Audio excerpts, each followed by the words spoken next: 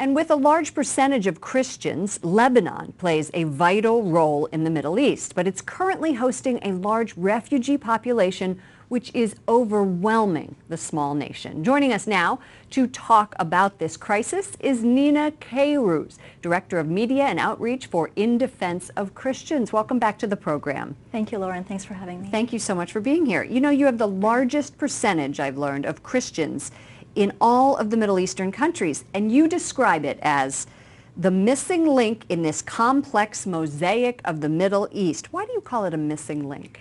Thank you for this excellent question. I always like to describe Lebanon as a missing link. Well, first of all, because of the sad reason that it's gotten forgotten by Western media, by all governments and politicians. That's why it's missing. And it's an important piece, first of all, because of its strategic location. You know, it borders the Eastern Mediterranean. That's a region you don't want exploding. It contaminates the rest of the world, and that you want to protect.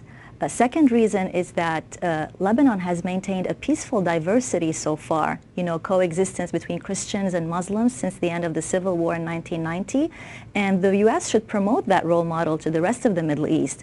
And finally, because when seeking support, Lebanon also seeks supports, it affects the region next to it. I mean, help for the Syrian refugee crisis will also help the refugees. The other ones. It's estimated a fourth of the population is a refugee, right? So what is it like? Weren't you there in the summer? Tell me about it. I just returned from Lebanon in July. I was there. It's actually more. This is the registered number with the UN. There are 2 million Syrian refugees. That's 50% of the population. And guess what? They're not in camps, Lauren. The UN and Lebanon refuse to build camps so that they don't stay there permanently. They're in limbo, integrated in society. So they're pressuring the infrastructure. Public schools are taking 110% addition of Syrian students. 75,000 babies are born every year. And also sensitivity to the demography because they are majority Sunnis. Speaking of the demography and the topography, this is a very sacred place. What can people do to help this situation? Well, we are supporting a resolution by Congressman Hanna, Resolution 852, that they can contact their congressman to support it. It's on our website, indefenseofchristians.org, because as you know, Lebanon is the only country in the Middle East that has a Christian Maronite Catholic president. But this position has been vacant for 2 years.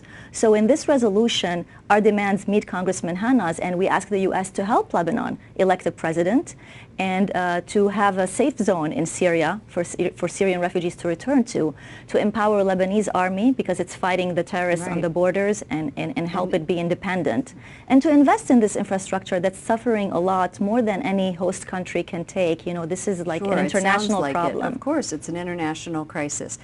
Nina Kairouz, thank you so much for joining us in Defense of Christians.